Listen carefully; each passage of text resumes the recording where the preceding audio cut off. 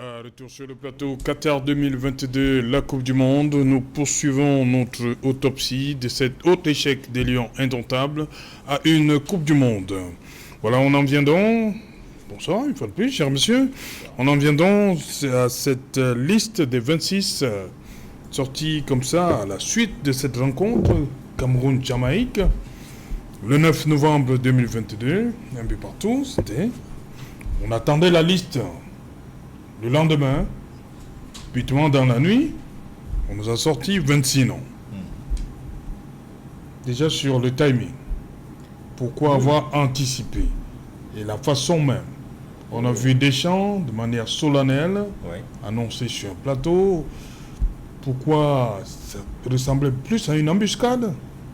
Seuls les officiels de la FECAFOOT peuvent nous dire pourquoi ils ont anticipé. Parce que je pense qu'ils ont dit aux journalistes qui étaient en place et qui l'ont publié que la liste sortirait le lendemain à cours d'une conférence vers 11h, je crois, le lendemain à 11h. Mais nous avons tous été surpris que juste après le match, je ne sais pas qu'est-ce qui les a conduits à changer de timing. Vraiment, je suis incapable de répondre à ça parce que je ne vois pas de raison spécialement pertinente qui aurait pu pousser à lire, à moins qu'on ait peur qu'entre la nuit et le matin, des décisions changent ou que des pressions soient faites pour changer tel ou tel nom et qu'il fallait les donner tout de suite pour que ce soit le fait accompli. Mais moi, ce qui m'a surpris, c'est la non-explication. Encore que quand je dis surpris, c'est entre guillemets, parce qu'on n'a pas l'habitude des explications chez nous. Mais au moins, pour cette fois-là, on se disait que, comme il convoque la presse, ok, on aura droit à quelques questions pour expliquer tel ou tel autre choix et pas tel autre. Mais ça a tourné au point de presse, pas de questions et rien du tout. Donc ça a été fait de manière assez curieuse quand même. Pour le football moderne aujourd'hui, c'est des choses qui se font simplement. Il y a un team presse, dans l'équipe nationale. Le sélectionneur est là, il appelle les journalistes, il donne la thématique de la conférence de presse et puis quelques questions, on y répond simplement. Mais nous n'y avons pas eu droit. Maintenant, on a soupçonné un certain nombre de choses. La liste a été passée par le team presse, etc. On a dit tellement de choses. Vous savez, quand vous ne donnez pas, quand vous communiquez pas, quand vous ne dites pas comment les choses se passent, eh bien, ça laisse libre cours à toutes les imaginations et on peut dire des choses et d'autres. Ce que je dirais simplement, c'est que là, le manager sélectionneur a assumé cette liste-là. Et moi, je ne peux l'imputer à personne d'autre. Du moment où lui, qui est manager sélectionneur, assume sa liste. Donc, s'il y a des manquements dedans, c'est à lui que je les impute. S'il y a des choses à redire, c'est vers lui que critiques et autres reproches sont destinés, et pleinement. Parce que si vous ne vous reconnaissez pas dans des choix, vous ne les assumez pas. Comme il les assume, j'estime qu'il s'y reconnaît. Et voilà, il est allé à la Coupe du Monde avec les joueurs qu'il a voulu, lui. Il n'a rien dénoncé. Donc c'est lui qui assume entièrement les choix qui ont été faits. Voilà, beaucoup de curiosité ce soir-là, des absents. Oui, des absents. Tout a commencé par là, en dehors du timing. Bon, on a pris tout le monde de court, ça c'est vrai, mais lorsque la liste est rendue publique, c'est le tollé général parce qu'il y a des noms qui n'y figurent pas. Oui, des absents. Déjà, au niveau des gardiens de but, on aura attendu un garçon comme Moussela qui a fait toute la phase d'élimination. Oui. Il y a même d'autres même qui sont allés plus loin pour dire peut-être Kameni, peut-être Ondoa et tout, mais on nous a pondu Gapadouedbou, qui est venu de la réserve de Marseille et qui avait le numéro 1. Vous vous rendez compte, en Coupe du Monde, il avait le numéro 1. Dossa numéro 1. Ouais. Un jeune garçon. Pourquoi ça? Non. On ne devrait pas lui donner ce dossard? Non, généralement, le dossard numéro 1 réservé. Est-ce que vous voulez dire que André Onana... Non, c'est une préférence peut-être c'est pour pas André André qui a Onana. choisi le dossard qu'il a brûlé? Peut-être que c'est une préférence pour André Onana, le 23, je ne sais pas, peut-être, je ne sais pas. Oui, je crois qu'Onana et Passy ont leur numéro de préférence. Voilà. Et qui n'est pas le 1. Voilà, qui n'est pas le 1. Voilà. Donc il était obligé de le prendre, puisqu'aucun joueur de champ ne peut porter le 1. Voilà, et le 1, pour un jeune comme ça, imaginez-vous aussi, il y avait des problèmes avec les gardiens titulaires, les premiers choix, premier, deuxième choix. Et Nana, Boya et Nana était remplacé par Passy. Et si et Passy aussi avait des problèmes. Et quand ce garçon n'avait pas d'expérience, aucune expérience. Même en club, il n'a pas, je pense qu'il n'a pas encore joué en professionnel. Il a joué 1 ou 2 matchs en réserve et tout. Et on l'amène en Coupe du Monde. Bon, ça c'est une curiosité. C'est aussi une curiosité. On ne sait pas comment il est arrivé à ce niveau-là. Parce qu'il y a quand même des joueurs qui sont passés avant lui. Au Mossola, il y a dit ici Ondoa qui a eu de bonnes prestations en équipe nationale et qui a repris de compétition en Lituanie. Donc, on avait inspiré autre chose. Bon, en ligne défensive, on a... Pour les gardiens déjà. Non, on reste d'abord au niveau des gardiens. Pour les gardiens, je pense que quelques semaines avant ces matchs de préparation et tout, vous avez vu que les fans d'Ondoa ont fait pression à travers les réseaux sociaux, en publiant ses statistiques, en publiant ses photos de match, en le publiant avec un trophée. Il a gagné la coupe pour le championnat de Lettonie, je ne sais pas. Donc c'était une façon de dire à Rigobert, ta raison d'une activité ne tient plus, tu dois l'appeler. Mais personnellement, je pense qu'il a bien fait de ne pas l'appeler. Parce que les grands gardiens nous ont souvent dit, je prends Bell par exemple, que c'est un poste où il faut avoir la sérénité. Parce que c'est un poste sensible. Vous êtes le dernier rempart, c'est vous qui gardez les cages. Alors, tel que les gardiens Ondoa et Onana sont opposés par leurs mauvais fans, parce que moi j'appelle ça des mauvais fans, la concurrence doit être saine. Quand la concurrence tourne à la destruction de l'autre pour placer... Est-ce que c'est nouveau au Cameroun? C'était pas la même chose, Bell et Thomas Nkono? C'était pas pareil, c'était pas... Peut-être parce qu'il n'y avait pas les réseaux sociaux. Possible. Voilà. Mais c'était pas parce que on voulait absolument détruire l'un qu'on affabule même sur l'autre. C'est ça mon problème, c'est que on dit tellement de choses méchantes contre l'un et l'autre parce que les fans de l'un veulent écarter l'autre complètement. Et moi, je n'apprécie pas cette façon de supporter quelqu'un. Vous pouvez supporter un joueur qui est le concurrent d'un autre, vous n'avez pas besoin de détruire l'autre pour qu'il prenne la place. Je trouve ça mesquin, je trouve même ça, comment je peux dire, c'est vraiment bas en termes de façon de voir les choses. Donc pour moi, ne pas le convoquer était une bonne chose. Parce que on en aurait eu une terrible pression tout le long et de la préparation et de la Coupe du Monde. Le seul fait de savoir que le seul Fabrice fait est au voilà, touche. parce que chaque fois qu'il aurait loupé même une sortie aérienne, même si le but n'était pas entré, le lendemain ça allait être terrible. Il faut mettre Ondoa vraiment votre Encaissanov là, vous voyez les surnoms qu'on lui a trouvés. Non, Ondoa est là maintenant, mettez-le, enlevez-nous ce type et tout. Je crois que Rigobert lui-même n'aurait jamais été tranquille pendant la préparation de la Coupe du Monde. Donc c'était une bonne chose. Par contre, Ngapandouebou, j'ai rien contre les jeunes. C'est peut-être l'avenir. Mais les U23 sont en compétition, il faut déjà l'y mettre. Il n'a pas 23 ans. Je crois qu'il faut déjà commencer par là. Il peut jouer avec l'équipe olympique. Il faut qu'on le mette là. Mais quand là, il le jeter directement à la Coupe du Monde, alors qu'il y a Omosola par exemple, qui a fait beaucoup de matchs qui aurait dû être récompensé. Il a même fait des matchs amicaux avec le Cameroun. je pense qu'à ce point-là, c'est curieux. Maintenant, si pour décider, Ngapandouebou a joué pour les Lions, on lui a promis la Coupe du Monde, je peux comprendre qu'il a été sélectionné pour tenir une promesse. C'est la seule explication que je trouve plausible, c'est-à-dire, jeune homme vient jouer pour le Cameroun, il dit non, bon, je pense que la France peut me convoquer, je suis encore très jeune, je suis à Marseille, j'ai des chances, viens jouer avec nous. Non, vraiment, je ne vois pas l'intérêt, on va t'amener en Coupe du Monde. Ah bon? Vous m'amenez en Coupe du Monde? Oui. Tu joues la Coupe du Monde 2022 qui arrive. À ce moment-là, vous êtes lié par votre promesse.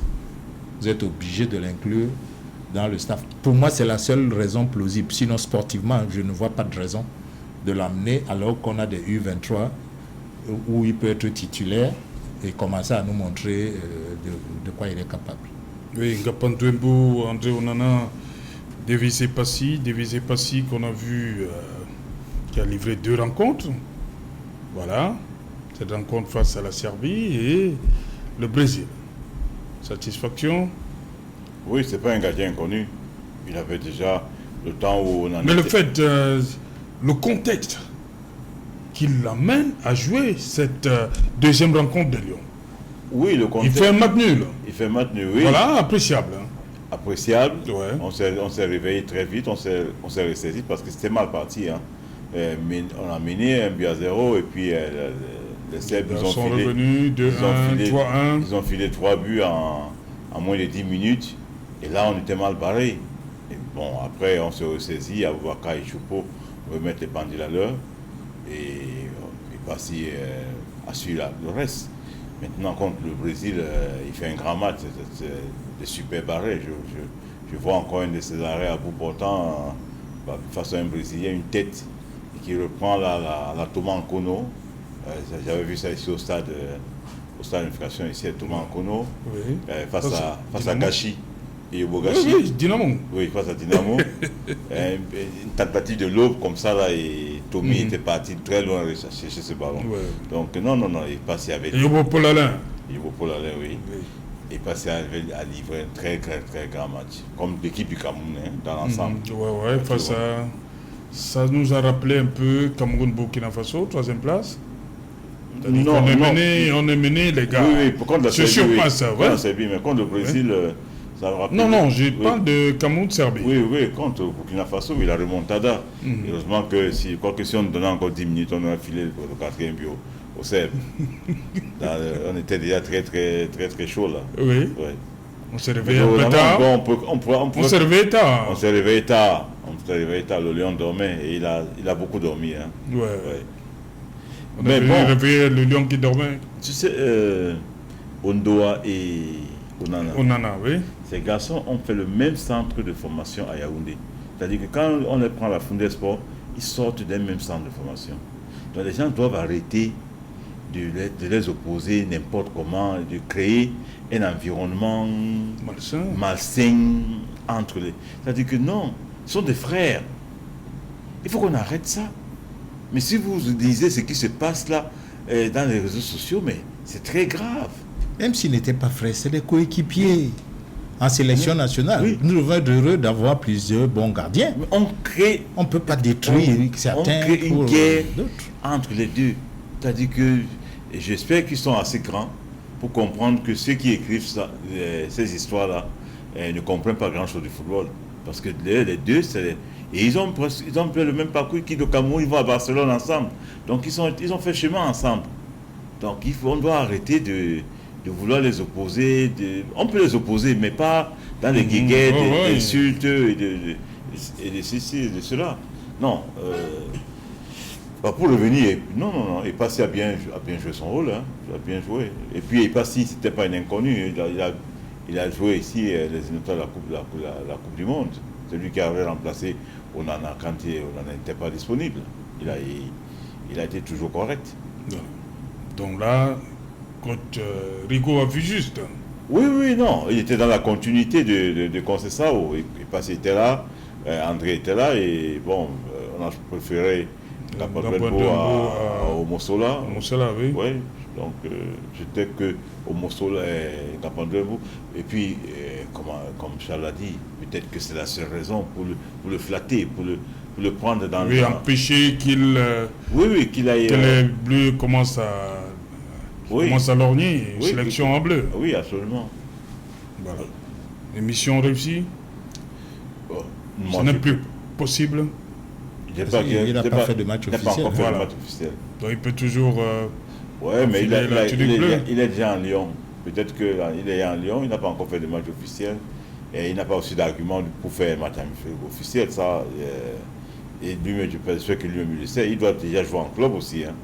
Bon, mais je pense que sur le plan éthique, je vois mal la France le convoquer maintenant qu'il a été à la Coupe du Monde avec le Cameroun.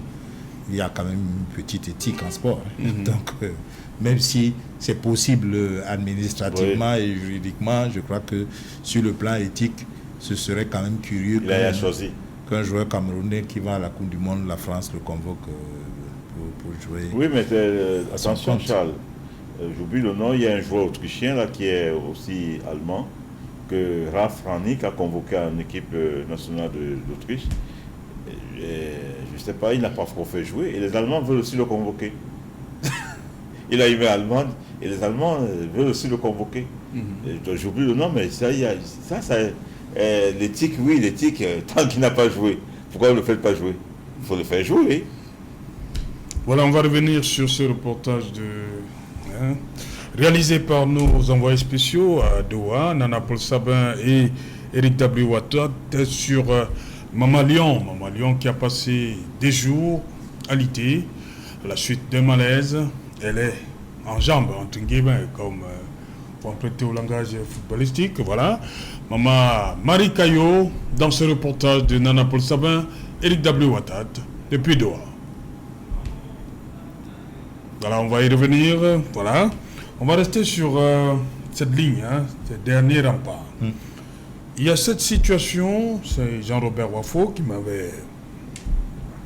Lorsqu'on injecte, lorsque Onana est sorti de la tanière, ça devient très compliqué là. Nous n'avons plus que 2 gardiens de but. Oui, tout le monde. S'il arrivait... Toutes les équipes, quand on sort, un gardien, elles n'ont plus que 2 gardiens. C'est pas spécifique au Cameroun. Non, j'ai dit pour le casier, c'est-à-dire que Onana n'est plus là. Si, c'est pas notre souhait, il arrivait quelque chose à Epassi. Gapandouebou aurait joué. Voilà. Oui. On a vu comment mettre un joueur de champ. Gapandouebou, au moins, c'est un gardien de but, qui fait ses classes, qui a suivi une bonne formation, qui est dans un club sérieux en France. Je ne vois pas pourquoi il n'aurait pas joué. Il suffit de le motiver et il jouerait. Kameni a joué au Cameroun en étant stagiaire au Havre. Il était stagiaire au Havre. Il n'avait pas de match officiel. Il nous a tiré d'affaire aux Jeux Olympiques. Non, moi, honnêtement, je le dis souvent, je n'ai pas d'inquiétude au poste de gardien de but au Cameroun. À ce poste-là, non, je ne parle pas de... on ne remet pas en question les qualités de... Non, je parle d'indisponible en cas de blessure. C'est ce que je dis. Il aurait joué.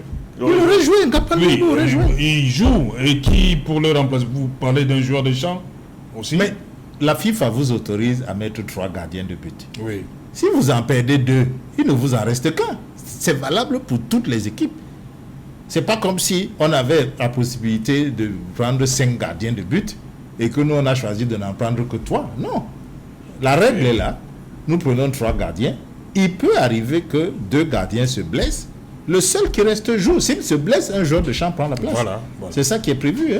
Un joueur de champ prend la place tout de suite. Donc, et puis en plus de ça, on est passé de 23 joueurs à 26 joueurs. 26. Si on voulait maintenant avoir plus de sécurité, on prenait un gardien de but pour tout le tournoi. Donc, ça dépend. Mais comme l'a dit Charles, si le 3e gardien aussi ne peut pas, il est indisponible, on prend un joueur de champ. Ok. Voilà, je crois que c'est prêt. Nana Paul Sabin et Eric W. Ouattara sont prêts. Direction Doha avec Mama Lyon. Ce programme vous est offert par l'Union camerounaise de brasserie, UCB. 3 jours après la finale de la Coupe du Monde Qatar 2022, certains visiteurs n'ont pas encore quitté Doha pour diverses raisons. Marie Caillot, alias Maman Léon, alitée pendant une vingtaine de jours à l'hôpital Hamad à la suite d'un malaise en marge du match Cameroun contre Serbie, est sortie de l'hôpital. Direction Azizia, un quartier chic de la périphérie de Doha. Sur recommandation de son médecin, la dynamique supportrice des Lions indomptables passe sa semaine de convalescence dans un appartement 6 à la rue Othman Bon Affan. À l'article de la mort le 28 novembre, à cause d'une grave infection pulmonaire, Marie Caillot est désormais hors de danger. Ils m'ont fait un rapport médical pour que si au Cameroun, je ressente encore quelque chose, je peux aller à l'hôpital, qu'on puisse se baser sur ça pour mieux me soigner. En plus, ils ont rassuré que le travail était bien fait. Oui, je me sens bien parce que je me sens mieux. Je ne peux pas dire très bien parce que je suis encore convalescent, mais je me sens quand même mieux. Le médecin a encore un œil sur sa patiente. Cette dernière espère célébrer la nuit de la Saint-Sylvestre au Cameroun en compagnie de sa famille. Si tout se passe bien, je serai au pays le 28. Et pour passer le Saint-Sylvestre, la fin d'année, en famille. Je veux franchement dire un grand merci à Equinox surtout, qui a pu démentir les fausses informations qu'on a passées aux réseaux sociaux pour effacer ou pour éteindre mon image. Je n'ai jamais été violée. Le rideau est donc tombé sur la 22e Coupe du Monde, entraînant dans sa chute quelques mésaventures. À Doha, la vie a repris son cours normal. Certaines infrastructures et autres installations ayant servi pendant la compétition sont en train d'être démontées ou détruites. L'affluence est en baisse dans les métros et l'on note la liquidation des produits dans des fan zones. Ainsi, même après la finale, la Coupe du Monde Qatar 2022 n'a pas fini de faire des heureux. Ce programme vous a été offert par l'Union camerounaise de brasserie, UCB. Voilà, merci et bon vent à Maman Léon qui recevait notre équipe dans le quartier Al-Zizia. Voilà, on était là à Doha. Vous connaissez ce quartier Al-Zizia? C'est à Doha. Al-Zizia? Oui, c'est un quartier de Doha. Quartier chic? Oui, un quartier chic. Un quartier de Doha. Et Doha, c'est au Qatar. Même après la Coupe du Monde, Doha, c'est toujours au Qatar? Toujours au Qatar. Ok, c'est bien. On croyait que c'était seulement pendant la Coupe du Monde. Non, Doha, c'est au Qatar. Ah bon? Le quartier Al-Zizia aussi? Comme l'hôtel Mbanyatri Hôtel. C'est pas à Sable? Non, C'est toujours à Doha? toujours à Doha. Ok, merci. Voilà. Ça va. Charles, on va continuer demain. Hein? On a dit ligne après ligne. Hein? La ligne qui a fait bouger les lignes, le compartiment défensif. Voilà, avec l'absence de Michael Ngane-Gandu. On en parle demain. Voilà. Merci Charles. Merci à vous également, Serge Bensi. Merci, Serge Alaoto. Voilà, on se retrouve demain à partir de 19h, madame, monsieur.